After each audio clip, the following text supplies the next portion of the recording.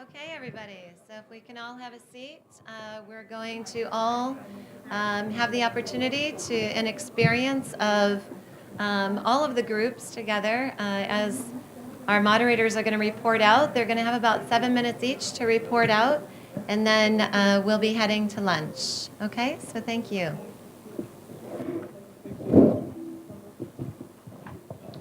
Okay, our session was on financing ECD, and again, this is one of these cross-cutting themes that has we've had bits of discussion in different workshops of this forum. So Nick Burnett, who's at Results for Development and formerly of UNESCO, talked about both the challenges and a few solutions. And so these were really an interesting discussion. So he started by saying making the argument for ECD economically, which we all well know that argument is one thing, but that doesn't really tell us how to finance ECD services. And so he started with four major challenges. Why is funding and financing ECD such a challenge? First, the fragmentation of public responsibility, which in part was this morning's session. Second, that there is actually inadequate public subsidy for privately provided services. And so there are some examples. Again, Colombia was one of the examples of a public subsidy for privately provided services, but that is often not considered as a major part of financing ECD. A third, that the stakeholders are really quite diverse and not coordinated. They include the Ministry of Finance, the line ministries, but also the private sector, parents, and donors and foundations. And fourth, as he put it, the introversion of the ECD community, which is that we're cross-sector but are not reaching out enough to a wider variety of folks doing innovative finance solutions, for example, in the health sector. So some solutions, and again, there were some country-specific examples that were in his slides, and I believe his slides will be available or are available on the jump drive. One is to consider an earmarked tax, and that's not done that often, but for example, in the Philippines, different kinds of taxes, whether they're sin taxes or payroll tax, as in Colombia, to more effectively target existing spending, suggesting more effective spending on the poor to address disparities, and to pay attention to the regulatory environment that might allow public-private partnerships in financing, or in the situations of entirely private provision with regulation. And then he ended with some innovative financing mechanisms. That results-based financing is one that I think has come up a few times, where a significant part of the payment depends on the results being achieved. But there are certainly some challenges to that, because different kinds of results, especially related to child skills, have different levels of consensus on what the proper set of inputs are and how much they cost. And so there's one thing to think about nutrition kinds of outcomes. It's another to think about cognitive skills and learning.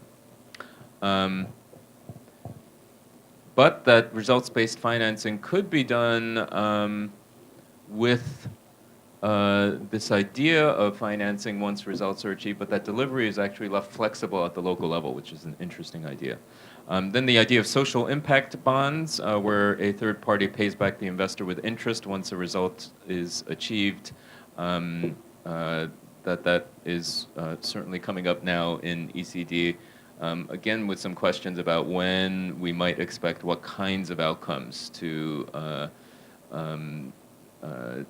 establish social impact bonds on. A couple interesting additional ideas: affinity credit cards, which are we use credit cards sometimes for things like frequent flyer miles. What about for social issues? There are some of those and none for ECD. A dedicated fund for ECD, we had quite a lot of conversation about that, and he mentioned the Power from Nutrition Fund as a model, And of course, the big successful models for these around vaccinations, the Gavi and the Global Fund for Malaria, Tuberculosis, and AIDS. And Nick pointed out that those are about commodities, not about broad service domains. And that certainly the climate was ripe for innovative financing when those were established, and the climate might be a little bit different now. We also talked about the challenges of financing ECD solely under an education type of mechanism like the GPE, that risks the funds moving towards primary and now secondary, and a kind of a continuing marginalization of pre-primary education, as well as then you're not really funding the other kinds of services that are in ECD, like health and nutrition, parenting programs, and those kinds of things. And so we need to be kind of broader, at the same time something very general may be difficult to implement. Finally, there was a question of how do we respond to ministers of finance who ask, why do we really need additional funding for ECD when we are spending 5% of GDP, let's say, on poverty reduction? And that part of that is going to young children. And so, of course, the kind of understanding of what is going on with young children, specifically as a segment of the poor population, is something that I think our community really needs to make sure are in data systems, and that's part of this whole indicators conversation. And the idea of spending existing money more efficiently and making the argument for ECD along those lines is a future direction for the field. So, so that was the gist of the conversation, a rich conversation around this area of finance where I think there really needs to be a convergence of new finance mechanisms, a lot of these innovations from other fields, which Nick was able to inform us about.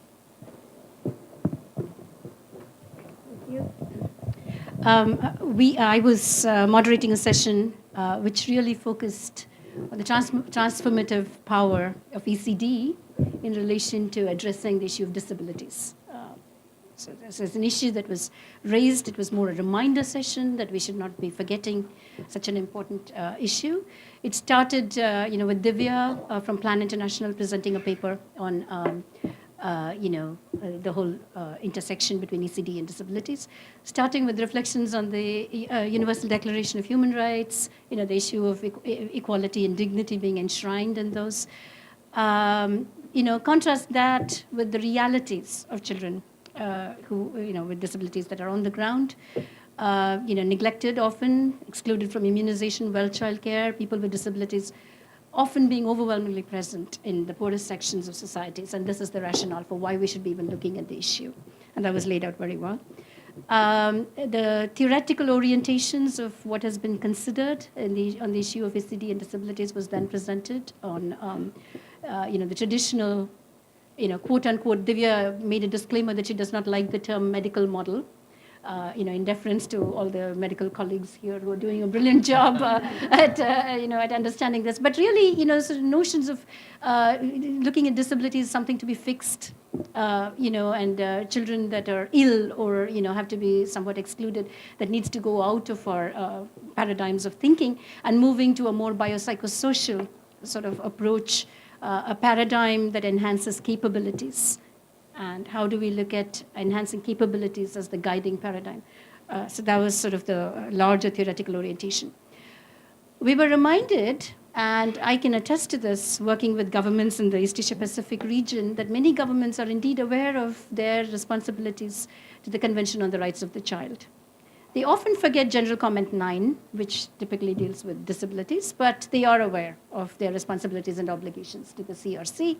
Not always the case with the CRPD, the Convention on the Rights of People with Disabilities. So we were very strongly reminded to think about that. It is an ambitious convention because it goes beyond, children's presence in, different areas of communities and life and schools and so forth, from objects of charity to subjects or burdens to be fixed to subjects of human rights. So I think the convention really advances that level of discourse around it. She specifically noted 4 articles, Article 12, 19, 23, and 29, having to do with legal capacities, right to live in a community, right to marry, found a family, right to participate in political and public life. These are all there, and many of our governments are signatories.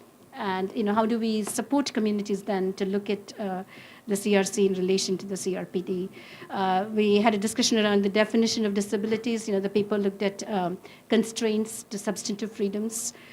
So rather than looking at difficulties in functioning, to the capability approach that looks at something like disabilities in a general continuum of human experience. So based on different levels of activity and participation, perhaps that's the paradigm that we should be working with. So this paradigm of capability that is emerging in work and disability is seen as having the best link to ECD.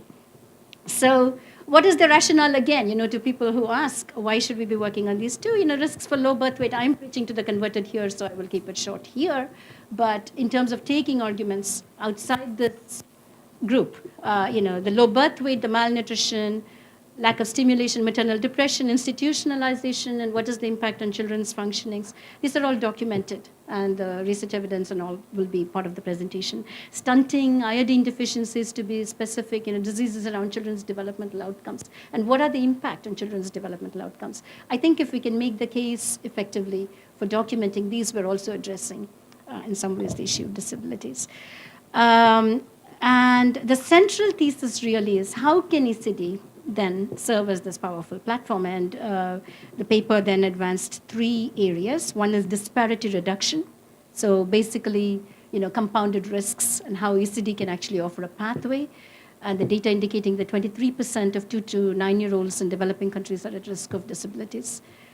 So, working with parents and families for more responsiveness around this particular issue. That's one concrete way in which ECD can work towards it. Capability enhancement, we talked about this already, but also empowerment of children themselves to chart their own pathways in this whole idea of, sensitive periods in brain development, screening, and those issues that can be advanced. And a third way in which ECD can really work with disabilities is the embracement of diversity. Much has been said about this, but looking at, a range of abilities rather than a mean performance, that could be a very significant way in which ECD can really contribute to that. So, the whole transformative power, some research was presented. The immediate benefits on cognitive measures has been documented. Likelihood for special education to be reduced later, that is documented in the research, and you will get the references as part of the presentation. Children can actually move out of risk status when you work with an ECD and disabilities orientation. Transition into mainstream can be supported, and a momentum that kind of creates communities of inclusion over time. That's also being documented worldwide. So 2 big principles that we can perhaps work with are the principle of universal design, which takes this range of abilities into consideration. Complementarily, the principle of reasonable accommodations, which is the individualization that ECD is all about within that broader paradigm. So we had this very broad presentation, and our discussion was really, really fascinating. We had about 12 minutes, and in the 12 minutes, the biggest issues that we hear in other ECD fora, the issue of irreversibility versus resilience and plasticity, that was raised. So do we have to be very careful. We were cautioned by a couple of the audience members that we shouldn't run away with the messaging. So the idea of, this is irreversible, sometimes can increase the danger of governments and communities absolving themselves of continuing care through, for example, primary education and secondary education. So they say, we've done this in the early years, we've fixed the problem, and therefore we don't need to address it anymore. So, children are resilient. Even if a disability is not caught early, the resilience and the plasticity can come later, and we have to be very, very careful about the kind of messaging we do around this. We were really cautioned about this. And I think we've heard this argument in other fora as well, many, many times. But having said all that, I think the group was, I think it's fair to say in summary, that we were in agreement that, we should make the case that it's hard to reverse in many cases if we do not, address the issue of disabilities early on, it can be hard to reverse and potentially irreversible in some cases. And we need to know from the evidence base what those are. It is a powerful platform, and we can do that. So crafting the evidence, the advocacy, and the programming around this would really require a broad paradigm of capability, an approach of capability that we look at with a biopsychosocial lens. And so it's not a matter of just political will, but also carrying on the discourse around this in a much broader sense. That's what we discussed. And now I'm looking forward to the scales presentation, which UNICEF has been a very significant part of also, and I was very sad that I couldn't be part of that. Well, we'll try and summarize the excitement that we had in the room. I was part of a group that was looking at hearing some exciting work from Nirmala Rao and the group doing the East Asia Pacific Early Child Development Scales, which is essentially, in very brief, but I do encourage you to dig in more, both to the presentation as well as to engage the team that apparently many of them are here. And so this scale was essentially looking at taking initially over 1,000 different items that really bubbled up from over 8 different countries. I might get some of these details wrong, but vaguely there, sorry. And essentially boiling them down to 85 that they could test across the region here, across 7 different countries. There was a piloting phase in a few, and really looking at how these fared. And this was focused on the 3 to 5 to 6 kind of range, age range. And what we saw was some initial analysis that showed strong validity and sensitivity to some of the things that we might expect, including maternal education, early child education, exposure, preschool exposure, home assets, as well as gender. And so in the room, I'm going to leave it there for the presentation part, but do encourage you to hear more about it. And I hear there's a 300-page report that you might be able to read as well. There was some significant excitement on the data that was collected across these 7 countries, though, with respect to the scales. And there was some, signals of potentially these could be powerful to query some questions such as does stunting correlate with academic achievement or at least early indications of that in children, as well as the influence of quality early child education on these scales. And essentially the main takeaway that I was hearing from that was that Nirmala and her team are welcoming partners to help answer these questions. And so please do approach her if you've got ideas of how to use this data in the next little while to really push forward the field. In terms of some great insights that came from the participants on next steps, and some of these Nirmala and her team are already moving into, and some of them might be a little bit more on the aspirational end, but was food for thought as they move forward. The length of the scale, really looking at even 85 items is going to be pretty challenging to implement in many places, and they're already moving towards one that's looking more at about 30 items. And there was a challenge put forward to get it down to about 10, so that we can really be putting it into global frameworks in this region, especially. The degree of effort, essentially defining the degree of effort that's needed to keep the quality of the scale strong. And this is really going to the scalability of this kind of scale going forward. And part of that was really focused on the process element of it. So what in the extent of the scale use was the kind of critical elements about keeping that strong validity going. There was a conversation about within that as well on how to motivate children and how much that can impact on the scales readout, essentially. And there was some back and forth about different approaches that have been taken, including kind of creating more game-based apps from other contexts, as well as Nirmala shared the approach that they had here, which was that it was kind of more of a play-based thing, and that the kids often didn't want to let go of some of the tests when they were finished. There was a question around the retest reliability of the items, and signaling that potentially having data that backs this up is going to be critical for this really being implemented as it goes forward in some contexts. There's a question about government resistance to actually taking up these scales and really having a role in assessing young children. It was felt that the bottom-up approach, where this really did start from the context of each of these different countries, was a strong one to mitigate this, and there was involvement along the way. But it will be interesting to see how that approach might be modeled in other countries that are seeing more resistance around the government taking a role in assessing young children. And then there was a final question about whether this was going to go into even younger children and seeing the under threes.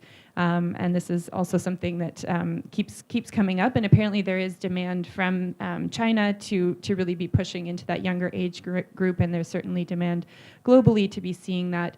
There are some efforts underway at the moment. This scale itself has yet to broach that.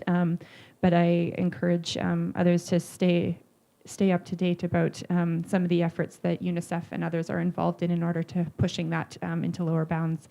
So that was my really rapid fire thing so that we could maybe get to lunch, but I welcome any comments from the floor in terms of folks who were in that session in case I missed anything.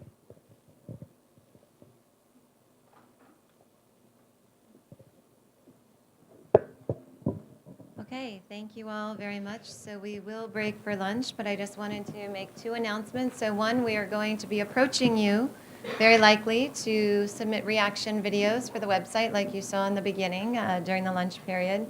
And the second thing is that you all have jump drives. All the presentations that were submitted before we loaded the jump drives are on the jump drives. Those that came in after we loaded the jump drives are on Dropbox if they were submitted to us, and all of them were. You can populate your jump drive by going on that Dropbox link, and you can populate that jump drive.